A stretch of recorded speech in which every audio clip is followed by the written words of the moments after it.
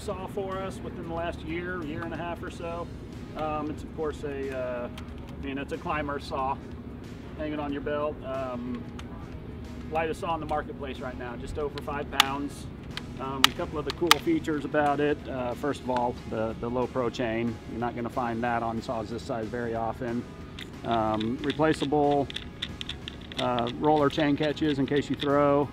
That is a captive bar nut there, so if you're out in the field swapping bars, tightening chains, you're not going to lose that.